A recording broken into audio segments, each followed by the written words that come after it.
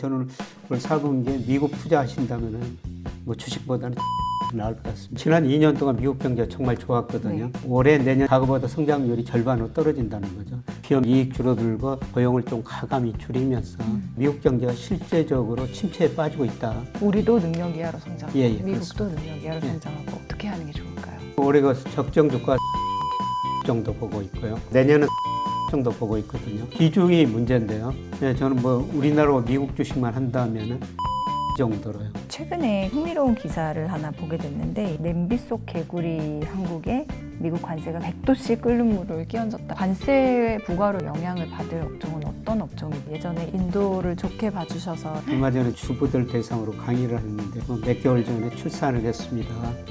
그 아이를 위해서 뭐를 사주는 게 좋을까요? 하시길래 제가 ETF를 사주십시오. 이런 말씀을 드렸는데요. 인도가 미중 패권전에서 가장 혜택을 볼 나라고요. 인도 GDP가 빠르면 올해 일본 GDP, 전체 국가 GDP는 넘어설 겁니다. 2년 후에는 독일을 넘어서고요. 그래서 인도는 조금 멀리 내다보고 꾸준히 이거 투자하시는 게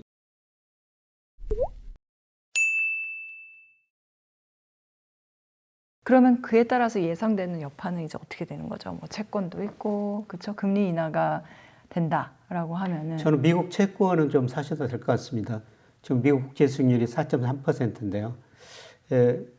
저는 미국의 연준의 기준금리가 12월 가면은 뭐 저는 3.5%로 보는데 시장은 4%예요. 한 3.75%까지 떨어지면은 아마 10년 국채 수익률도 4% 밑으로 떨어질 것 같습니다. 네. 그러면 채권 투자하셔도 좋은데 문제는 그 금리가 떨어질 때 달러 인덱스가 또 떨어지거든요. 한 차선은 좀 고려하셔야 될 것 같고요. 그 다음에 주가는 금리가 떨어지면 오르는데요. 그런데 주가라는 건 기업 이익이 더 중요하다는 거죠. 근데 과거 보면 이렇게 연준이 금리 인하할 때 오히려 주가는 떨어졌었어요. 경기가 나쁘니까요. 저는 올 4분기에 미국 투자하신다면은 뭐 주식보다는 채권이 더 나을 것 같습니다. 주식보다는 채권. 예. 알겠습니다. 주식은 한동안 계속 막 최고가를 경신하고 올랐는데 미국 경제에 대해서는 그럼 교수님께서는 그렇게 좋게 보시진 않네요. 전망을 아주 밝게만. 예, 그렇습니다. 그렇죠? 그러니까 지난 2년 동안 미국 경제가 정말 좋았거든요. 네. 2023년에 2.9, 작년에 2.8번 성장했는데요. 올해 내년 시장 컨센서스가 1.5, 내년 1.6이에요. 과거보다 성장률이 절반으로 떨어진다는 거죠. 저는 그것보다 더 낮아지라고 보고 있습니다. 왜냐하면 미국 GDP의 69%를 차지하고 있는 소비가 줄어들고 있다는 겁니다. 네. 그래서 아마 더 낮아지고요. 그러면 기업 매출 이익 줄어들고 또 기업들은 고용을 좀 가감히 줄이면서 미국 경제가 실제적으로 침체에 빠지고 있다. 저는 그 침체의 의미는 보통 선진국에서 2분기 연속 마이너스 성장하면 경기 침체라고 그러는데요. 네. 제가 경기 침체라고 말씀드리는 거는 실제 GDP가 잠재 GDP 밑에 있을 때요. 그런데 미국 잠재 성장률이 2% 정도 되거든요. 그런데 올해 1.5% 성장하면은 실제 GDP가 잠재 GDP 밑에 있을 거라는 겁니다. 실제로 1분기부터 실제 GDP가 잠재 GDP 밑으로 떨어지고 있거든요.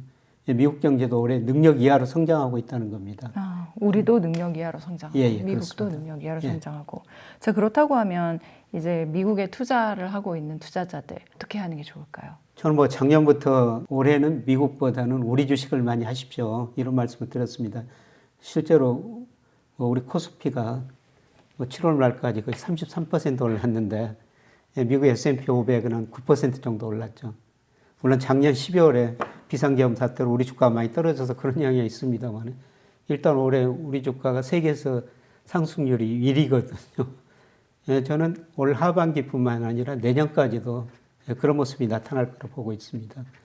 그런데 그 미국 S&P 500하고 우리 코스피하고 그 상대 지수가 가장 상관계수가 높은 게 달러 인덱스예요. 네. 달러 인덱스가 하락할 때는 S&P 500보다 코스피가 더 많이 올랐고요. 달러 인덱스가 상승할 때는 S&P 500이 코스피보다 더 많이 올랐죠.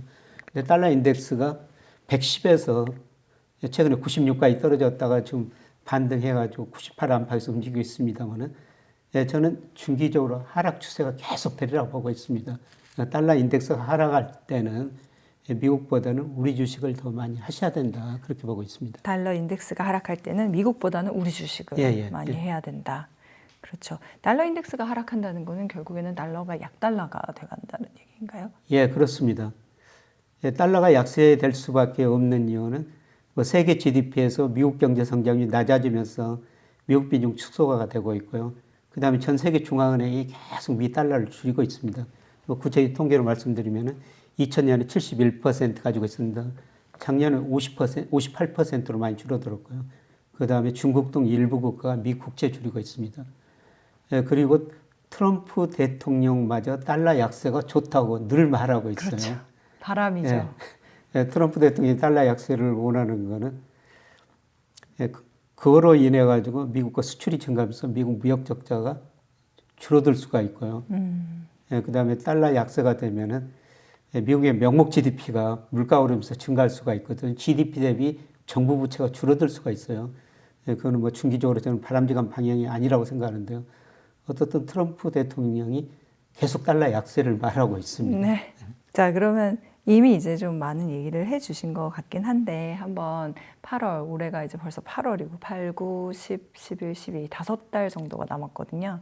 그럼 그 이후에 이제 지수를 전망을 해본다면 아까 말씀하신 대로 8, 9월은 조금 쉬어갈 것 같고 그런데 3,200에서 400 사이 정도는 달성할 수 있을 것 같다. 예, 예, 저는 올해가 적정 주가 3,260 정도 보고 있고요. 그다음 내년은 3,400 정도 보고 있거든요.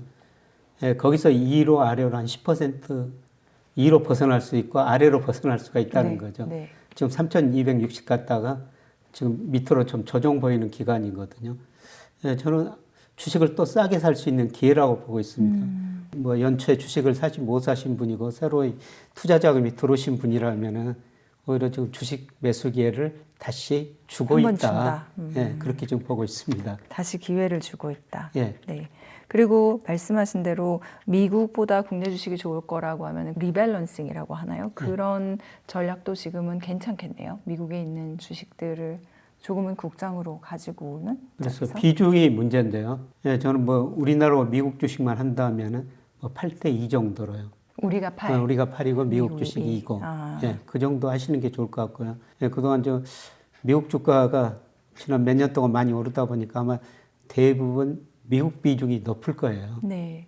예, 저는 그걸 좀 줄여야 된다고 생각하고 있습니다. 미국 비중을 좀 줄여야 된다. 최근에 굉장히 좀 흥미로운 기사를 하나 보게 됐는데 이 한국 경제에서 맥킨지 한국 오피스 송승헌 대표님께서 냄비 속 개구리 한국에 미국 관세가 끓는 물, 100도씨 끓는 물을 끼얹었다 뭐 이런 기사가 나왔는데 여기에 보면은 각 업계별로 이렇게 진단이 예. 좀 나와 있거든요. 교수님께서는 우리나라가 실제로 냄비 속 개구리였는데 이 미 관세가 끓는 물을 끼얹은 것 같다는 이 의견을 동의하시는지도 궁금하고 관세 부과로 인해서 영향을 받을 업종은 어떤 업종이 있다고 생각하시는지. 우리나라 산업과 제조업이 사실 중국에 많이 밀리는 거는 사실이죠. 그렇죠.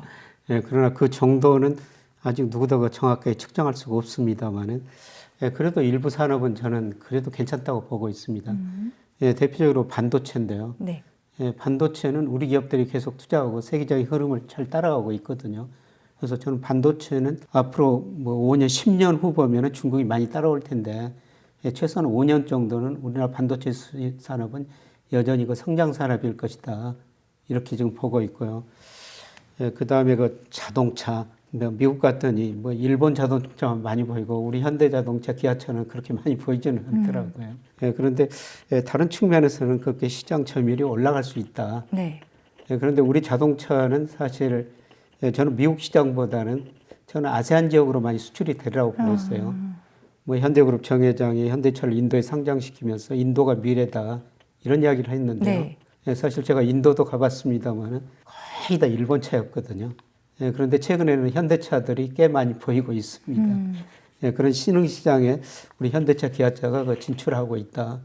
예, 그래서 극단적이고 비관적으로 내다볼 필요는 없는 것 같다. 이런 말씀을 좀 드리고 있고요. 예, 그 다음에 조선에서는 네. 뭐 저가 뭐 이런 일반 배에서는 중국한테 많이 밀리고 있죠.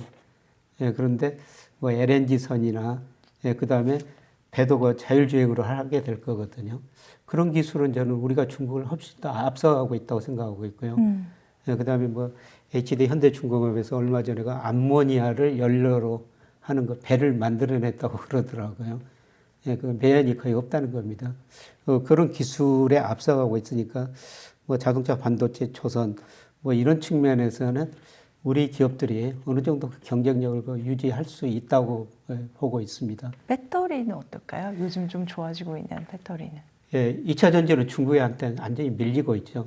예, 그런데 그 2차 전지가 애널리스트들 전망치를 보니까 그동안 이익 전망치가 계속 뒤따라 하향 조정했어요. 예상했는데 그보다 낮게 나오니까 계속 하향 조정을 했는데요. 그런데 최근에 보니까 일부 종목 중심으로 이게 이익 전망치를 올리고 있더라고요. 예, 그런데 역시 그 중국에도 시장 점유율은 잃고 있지만은 미국에서 가능성이 있다는 겁니다.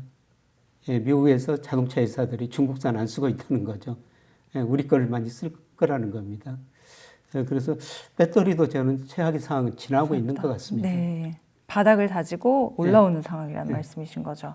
방산도 한번 여쭤보고 싶습니다. 방사는 우리가 그래도 세계적인 경쟁력을 가지고 있죠. 그렇죠. 그래서 요새 저는 이제 미중이 무역 협상을 보면서요. 과거처럼 세계가 그 미국 말을 안 듣거든요. 중국하고 계속 협상이 지금 계속되고 있지 않습니까? 뭐 과거 같으면 중국이 뭐 이렇게 끌지는 못했을 거예요. 근데 중국도 그만큼 견딜 만큼 견디고 있다. 그다음에 저는 미국이 과거처럼 힘이 셌으면은 러시아가 우크라이나 공격 못했을 거라고 보고 있거든요. 뭐 트럼프 대통령이 당선되자마자 하룻밤에 러시아 전쟁 중단시키겠다고 그랬는데 지금 말도 안 듣거든요. 예, 그만큼 미국 힘이 뭐 절대적으로는 없지만 상대적으로 축소되고 있다는 거죠. 이런 의미에서 저는 세계 지정학적 리스크가 여러 군데서 발생하리라고 보고 있어요. 네. 예, 그러면서 우리가 방사는 성장 산업이다. 예, 그런데 이제 주식시장 측면에서 사실 저도 작년에 뭐 조선업종 그다음에 방산업종 주가 추천해 가지고 많이 사러 군유했거든요. 예, 그런데 올해는 제가 그런 업종을 이야기는 않고 있습니다. 없어서 아니면은 밸류에이션이 너무 높아져 버렸거든요. 네. PBR, PER 네, 네. 이게 비해서 주가가 미래의 성장성을 반영해가지고 너무 많이 올랐어요. 그래서 제가 작년에는 예를 들어서 삼성중공업 사십시오, 두산에너빌리티 사십시오. 뭐 구체적으로 그런 종목을 말씀드렸죠. 사실 제가 그런 종목을 말씀드린 거는 제가 그 기업체 가서 강의하고 기업체 사람들하고 이야기를 나누고 또 공부해서 말씀을 드린 거거든요. 그런데 제가 올해 최근 들어서는 예, 오늘 여쭤보고 싶었는데 없으신 거예요. 예, 그런 종목 적극적으로 추천하지 않고요. 네. 뭐 조금 비중이 높으신 분들은 요새는 좀 줄이라고 말씀드리고 있습니다. 오히려요. 예. 너무 그만큼 많이 올라버렸다는 겁니다. 네. 석유화학과 철강은 이 송 대표님에 따르면 과감히 구조조정을 할 필요가 있다. 예, 그 어떤 부분이 측면에서는. 가장 어려운 부분이죠. 특히 석유화학, 뭐 중국 때문에 그렇고요. 예, 그 다음에 뭐 사우디 같은 이런 나라들이 예, 그쪽에 많은 투자를 하고 있거든요. 예, 그 다음에 철강, 미국의 관세 50% 부과하고 있죠. 예, 그리고 우리 저 건설 투자가 GDP에서 차지하는 비중이 90년대 뭐 주택 200만 원 건설할 때는 그게 30%가 넘었어요. 네. 지금 13%로 줄어들었거든요. 우리나라도 덜 짓고 있다는 거죠.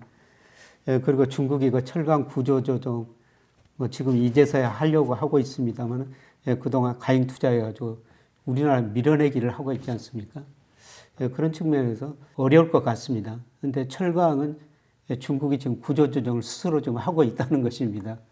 예, 그래서 중국의 구조 조정이 끝나면요 어느 정도는 지금보다는 좀 나아질 것 같아요. 예, 그런데 석유화학은 참 어려운 것 같습니다. 석유화학은 정말 답을 찾기가 힘들고 예, 예. 철강은 그나마는 조금 나아진다. 예. 미국의 대중국 규제로 인해서 반사 이익을 보는 업종들이 가끔 있어서 그거를 우리의 기회로 해석하곤 하는데 예. 교수님께서 이제 미국이 중국에 대해서 어떤 규제를 함에 따라서 자연히 그게 우리 쪽으로 어떤 판매 수요가 와가지고 반사 이익을 볼 만한 그런 업종은 어디를 보고 계세요? 그게 이제 제일 중요한 게 조선업종이고요. 그다음에 일부 방산업종 예, 그런 것들인 것 같습니다. 그다음에 2차 전지도 미국이 중국산 안 쓰면서 네. 규제하면서 그것도 약간 혜택을 볼 것 같고요. 예, 그런데 저는 산업계열 경기를 볼 때 우리가 수출을 해서 비중을 봐요.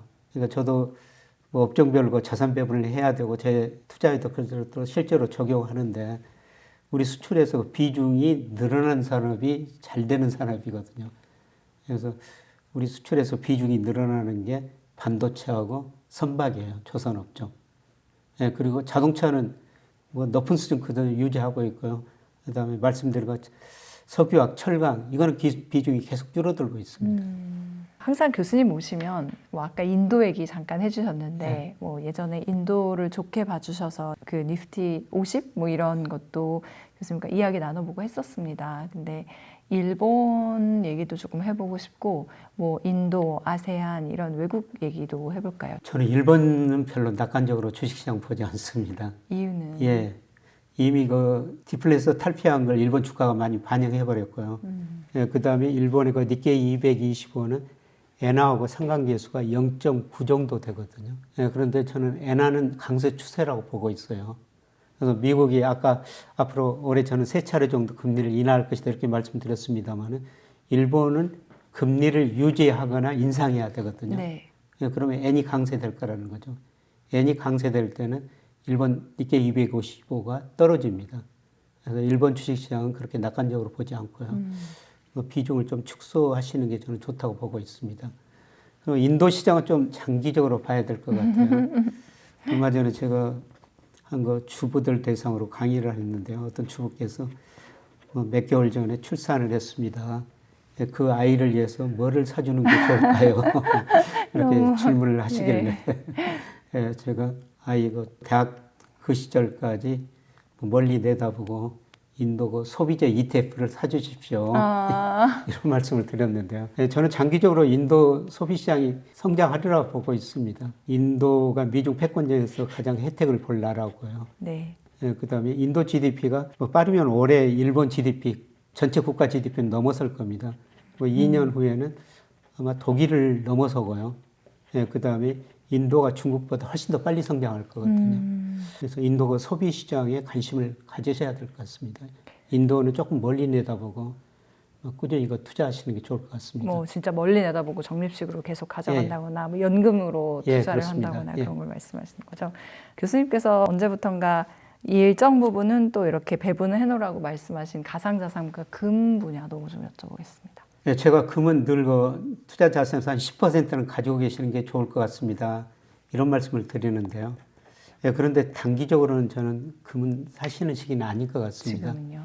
왜냐하면 금값을 결정하는 게 미 달러 인덱스고 미 소비자 물가고 그다음 미 10년 국채 수익률이거든요. 이 세 가지고 평가해 보니까 금값이 한 20% 지금 가대평가 영역에 있어요. 네, 그래서 장기적으로는 달러 인덱스 하라고 금값 오를 겁니다. 그러나 이 가대평가 어느 정도 해소될 때까지는 금값은 크게 오르기는 힘들 것 같습니다. 최근에 저는 금보다는 그 원유 ETF에 한번 관심을 가져보십시오. 이런 말씀을 원유 ETF. 한 2달 전에 드리고 있는데요. 네. 근데 지금 유가가 굉장히 낮은 수준 유지가 있는데 그런데 국제 유가에 선행하는 게 우리 코스피거든요. 코스피가 국제 유가에 한 1개월 정도 선행해요. 우리 코스피가 오른다는 것은 앞으로 우리 수출 증가하고 세계 경제가 좋아진다는 거죠. 그러면 유가가 오르죠. 그래서 최근에는 제가 그동안 금을 많이 말씀을 드렸습니다만 한 2개월 전부터는 금보다는 원유 ETF를 한번 사보시는 게 어떨까. 대체 자산에서 우리가 대표적으로 금 아니면은 원유 같은 게 있을 수가 있거든요. 네. 그런데 뭐 아주 장기적으로는 금인데요. 앞으로 뭐 3개월, 뭐 5개월 이 정도 내다본다면은 저는 금보다는 원유 ETF가 더 낫지 않을까 그렇게 생각합니다. 얼마 전에는 또 막 은을 사라 이런 얘기도 있었는데 들어보셨어요? 예, 은하고 금값 방향은 같아요. 그런데 은 가격이 변동성이 더 심합니다. 네. 금하고 은 차이는 뭐냐면은 금은 일부 그 산업재로 들어가지만 아주 소수고요. 은은 산업재로 많이 사용되거든요. 그러니까 세계 경제가 회복될 때는 금가격보다는 은 가격이 훨씬 더 많이 오르죠. 그런데 떨어질 때는 은 가격이 더 많이 떨어져 버려요. 경제가 나쁠 때는. 근데 아주 장기적으로 보면은 여전히 금이 은보다도 훨씬 더 많이 오릅니다. 금 답네요. 금은 우리 금은 동메달이라고 그러잖아요. 네. 세계 가격 추이를 장기적으로 보니까 똑같아요. 금은 동입니다. 상승률도. 금은 동승이에요. 상승률도. 재밌네요. 가상자산도 사실은 금과 같이 항상 얘기를 해주셨던 것 같은데요. 가상자산도 저는 투자 자산 한 10% 정도 금 아니면은 가상자산 그러니까 합쳐서 두 개를 두 개 합쳐가지고 10% 정도. 10% 정도 보유하시는 게 좋을 것 같다 이런 말씀을 드리는데요. 네. 그런데 금 가격이나 비트코인 가격 아주 장기적으로 보면 달러 인덱스가 하락할 때 두 가지 가격이 오르거든요. 근데 저는 장기적으로 달러 인덱스 하락이다. 그래서 금을 보유하시든지 비트코인 같은 걸 보유하시든지 네. 예, 이렇게 권유하고 있는데요. 네. 예, 그런데 나이 드신 분들한테는 저 비트코인 이야기 안 합니다. 보다는 금. 금 운동화, 금 알겠습니다. 자, 저희가 이제 이렇게 하반기에 또 오랜만에 교수님을 모셔서 차분히 이것저것 좀 데이터를 중심으로 짚어봤습니다. 항상 교수님 오시면은 덕담 한마디 해주세요라고 말씀드리거든요. 올해가 벌써 절반이나 갔어요, 교수님. 마음이 급한 투자자들을 위해서 한 말씀 해주시죠. 어떻든 제가 저 금융 민주주의라는 단어를 정말 좋아하는데요. 로버트 실러 엘리어 교수가 하는 이야기입니다만 우리가 금융을 공부해야죠. 금융으로 부를 늘려야 된다는 겁니다. 예, 저는 그게 가능하다고 생각하고 있거든요. 예, 금융을 공부하면 부가 뒤따라 올 수가 있다고 생각합니다.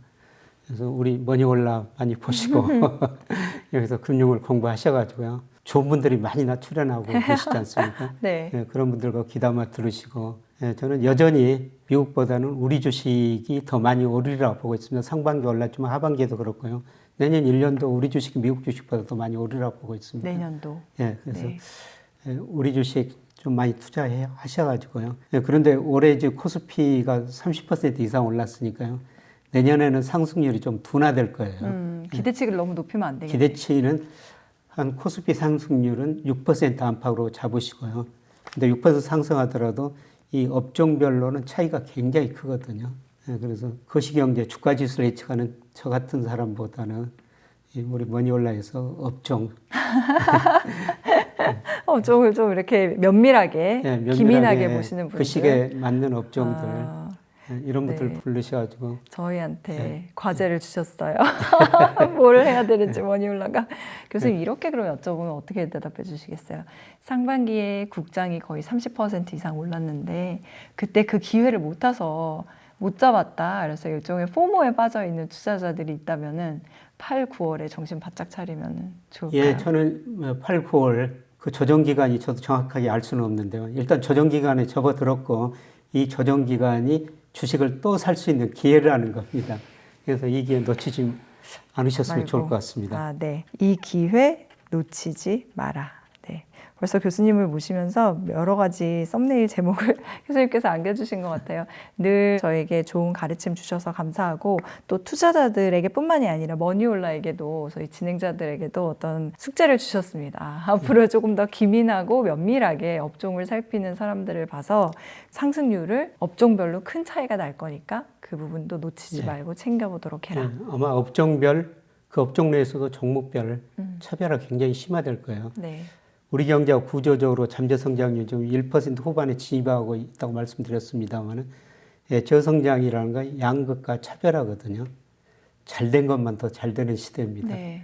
그래서 이 머니올라에서 잘 되는 것 많이 좀 찾아야 되겠네요. 예, 찾아주시기 바랍니다. 알겠습니다. 최선을 다해보겠습니다. 교수님 오늘도 감사드리고요. 이제 또 찬바람이 불 때 모시고 또 뵙도록 하겠습니다. 감사합니다. 고맙습니다. 건강하세요. 고맙습니다.